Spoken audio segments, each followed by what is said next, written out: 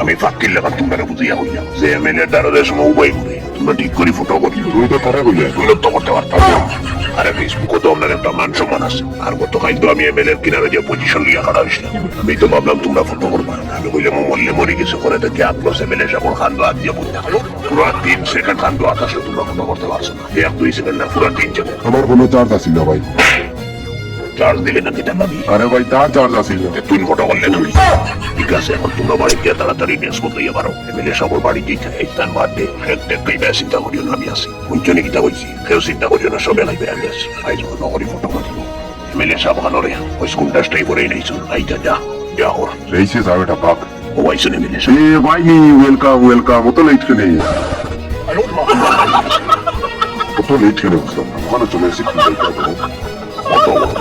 বলতে জানি তুমি এক জায়গা থেকে বাদ লো আর কি আমি দাম নাও আজ তক এমএলএর নাম কোনোটার মুখ না জানি দুনিয়া যেমন এমএলএর ওপর এ দেখো আমি তার কতটুকু বদনাম করতাম পারি দল বদলে নিতাম।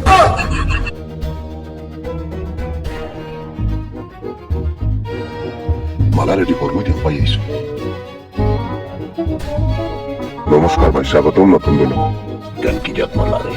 ওনাকে গুটিয়ার গাড়ি থেকে মারি আচ্ছা যাই হোক দেখো হাজার মতো হয় তো কথা হয়েছে আমার তো গতকালকে নতুন এমএলএ সবার সাথে কথা হয়েছে তার আমি সবকিছু বিস্তারিত ভাঙিয়া হইলাম আমি তার হইলাম আমি তো স্বেচ্ছায় তারা দল ত্যাগ করছি আর অনেক কিছু বর্তমানে এমএলএ প্রায় 2-2.5 ঘন্টা বদনাম করছি যেহেতু আমি লাস্ট কয়েক বছর থেকে তার কিনারও আসলাম আমার জানা যতটুকু তার খারাপ দিক আছে আমি সব তুলিয়ে ধরছি এমনকি আমি তার কথা দিচ্ছি যে পরবর্তীতে প্রয়োজনে আমি সোশ্যাল মিডিয়া তুলিয়ে ধরার চেষ্টা করবো তো সব শেষে এক কথায় আমার তাকে খুব ভালো লাগছে পরে আমার এখন থেকে এখন তার লোকে রাখার সিদ্ধান্ত নিয়েছো তো তার কাছে কালকে আমি ফার্স্ট দাবি ওটাও রাখলাম যে যেহেতু আপনি নতুন এমএলএ হইতা আমরা এরিয়ার তো ফ্ল্যাটে মানুষের কন্ডিশন খুব খারাপ এই সময়টা যদি আমরা একটু মানুষের সাহায্য সহযোগিতা করতাম পারি তাইলে এখানে করতে আমরা একসাথে পাই তান্ডে আমি বললাম আপনি যদি সময়ের অভাবে ফিল্ড নাও যেতে পারেন তাইলে আমার মাধ্যমে বলা কিছু টাকা পয়সা নিয়া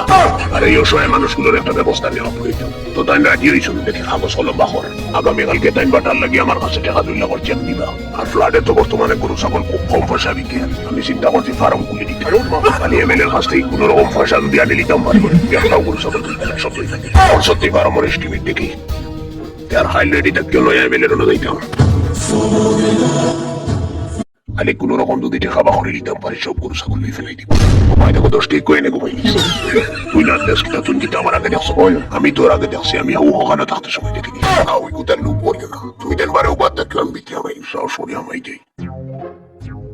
গিটারে ভাই এমএলএ সব রুম আসুন পাওয়া যাই ভাইবা স্যার একটু বল ঠিক আছে স্যার কোন বাটে হইলে বুঝলাম না যার গেছে আর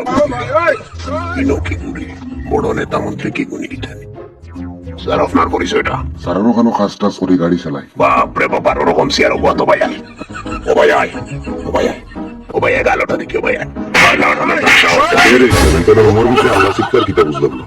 জি না স্যার আমি আইসি তারা হইয়া আর কি আপনার রুমটা সবসময় পরিষ্কার করিয়া রাখবো ওহো তুই রুম পরিষ্কার করার লাগে বুঝাই দিনি আমার চেয়ার বইয়া আপনার চেয়ারও কেউ বইতাম স্যার তবে একদম ফাইদানি এমনিও বুঝাইলাম তারা ও ফার্স্টর দিন মিশা মাসে করে আমি তো তোর সব কিছু সিসিটিভির মাঝে দেখতে আই ঠিক আছে এরকম আর করিস না রাউলে চেক এখান থেকে বাসানি যাইস না